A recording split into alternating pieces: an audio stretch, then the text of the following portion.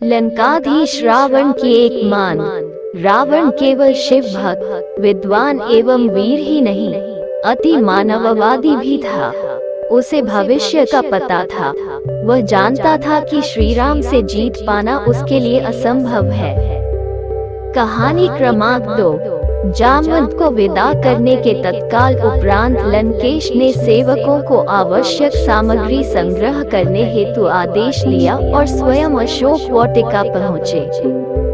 जो आवश्यक उपकरण यजमान उपलब्ध न कर सके, उसे जुटाना आचार्य का परम कर्तव्य होता है। रावण जानता है कि वनवासी राम के पास क्या है और क्या होना चाहिए। अशोक उद्यान पहुंचते ही रावण ने सीता से कहा कि राम लंका विजय की कामना से समुद्र तट पर महेश्वर लिंग विग्रह की स्थापना करने जा रहे हैं और रावण को आचार्य वरण किया है। यजमान का अनुष्ठान पूर्ण हो, यह दायित्व आचार्य का भी होता है। तुम्हें विदित है कि अर्धांगिनी के बिना गृहस्थ के सभी अनुष्ठान अपूर्ण रहते हैं। विमान आ रहा है, उस पर बैठ जाना। ध्यान रहे कि तुम वहाँ भी रावण के अधीन ही रहोगी। अनुष्ठान समापन उपरांत यहाँ आने के लिए विमान पर पुनः बैठ जाना। इससे पहले कि आप हमारे वीडियो में खो जाए, कृपया हमारे चैनल को लाइक और सब्सक्राइब कर ले। हमारा चैनल बेस्ट मोटिवेशनल और रहस्यमय स्टोरी चैनल में से एक है, जो आपके लिए ऐसे ही मोटिवेशनल और रहस्यमय स्टोरी वीडियो लेकर आते हैं। स्वामी का आचार्य अर्थात स्वयं का आचार्य। यह जानकी जी ने दोनों हाथ जोड़कर मस्तक झुका दिया। स्वस्थ कंठ से सौभाग्यवती भव कहते रावण ने दोनों हाथ उठाकर भरपूर आशीर्वाद दिया। सीता और अन्य आवश्यक उपकरण सहित रावण आकाश मार्ग से समुद्र तट पर उतरे। आदेश मिलने पर आना कहकर सीता को उन्होंने विमान में ही छोड़ा और स्वयं राम के सम्मुख पहुँचे। जामवंत से संदेश पाकर भाई, मित्र और सेना सहित श्री राम स्वागत सत्कार हेतु पहले से ही तत्पर थे। सम्मुख होते ही वनवासी राम आचार्य दशग्रीव को हाथ जोड़कर प्रणाम किया। दीर्घायु भव, लंका विजयी भव। दशग्रीव के आशीर्वचन के शब्द ने सबको चौंका दिया। सुग्रीव ही नहीं, विभीषण की भी उन्होंने उपेक्षा कर दी, जैसे वे वहां हो ही नहीं। भूमि शोधन के उपरांत रावणाचार्य ने कहा, यजमान, अर्धांगिनी कहाँ है? उन्हें यथास्थान आसन दे। श्री राम ने मस्तक झुकाते हुए हाथ जोड़कर अत्यंत विनम्र स्वर से प्रार्थना की कि यदि यजमान असमर्थ हो तो योग्याचार्य सर्वोत्कृष्ट विकल्प के अभाव में अन्य समकक्ष विकल्प से भी तो अनुष्ठान संपादन कर सकते हैं। अवश्य, किंतु अन्य विकल्प के अभाव में ऐसा संभव है, प्रमुख विकल्प के अभाव में नहीं। यदि तुम अविवाहित, विधुर अथवा परित्यक्त होते तो संभव था। इन सब के अतिरिक्त तुम सन्यासी भी नहीं हो और पत्नीहीन वानप्रस्थ का भी तुमने व्रत नहीं लिया है। इन परिस्थितियों में पत्नी रहित अनुष्ठान तुम कैसे कर सकते हो?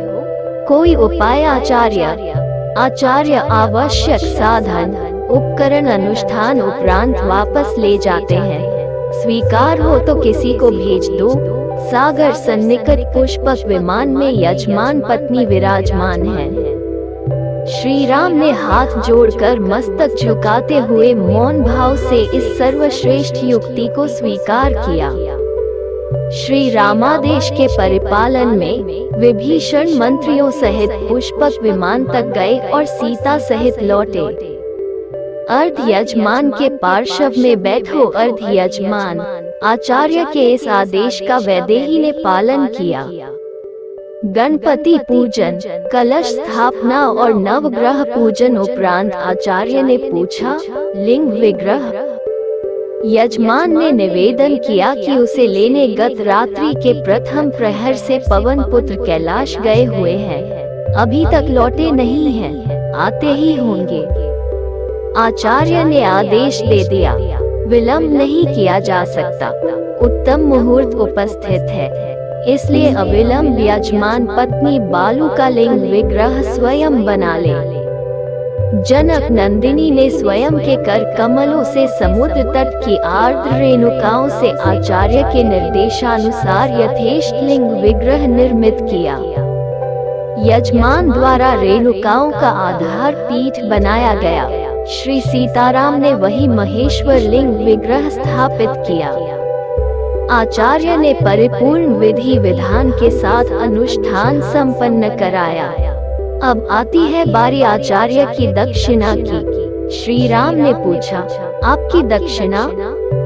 पुनः एक बार सभी को चौंकाया आचार्य के शब्दों ने। घबराओ नहीं यजमान, स्वर्णपुरी के स्वामी की दक्षिणा संपत्ति नहीं हो सकती। आचार्य जानते हैं कि उनका यजमान वर्तमान में वनवासी है, लेकिन फिर भी राम अपने आचार्य की जो भी मांग हो उसे पूर्ण करने की प्रतिज्ञा करता है। आचार्य जब मृत्युशैया ग्रहण करे तब यजमान सम्मुख उपस्थित रहे।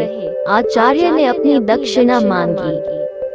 ऐसा ही होगा आचार्य, यजमान ने वचन दिया और समय आने पर निभाया भी। रघुकुल रीति सदा चली आई, प्राण जाए पर वचन न जाए। यह दृश्य वार्ता देख सुनकर उपस्थित समस्त जन समुदाय के नयनाभिराम प्रेमाश्रु जल से भर गए। सभी ने एक साथ एक स्वर से सच्ची श्रद्धा के साथ इस अद्भुत आचार्य को प्रणाम किया। रावण जैसे भविष्य दृष्टा ने जो दक्षिणा मांगी, उससे बड़ी दक्षिणा क्या हो सकती थी। जो रावण यज्ञ कार्य पूरा करने हेतु राम की बंदी पत्नी को शत्रु के समक्ष प्रस्तुत कर सकता है, वह राम से लौट जाने की दक्षिणा कैसे मान सकता है। श्री रामेश्वरम देवस्थान में लिखा हुआ है कि इस ज्योतिर्लिंग की स्थापना श्री राम ने रावण द्वारा करवाई थी। सियावर रामचंद्र की जय। ओम नमः शिवाय। ओम श्री गुरुभ्यो नमः। जय जय श्री राधे।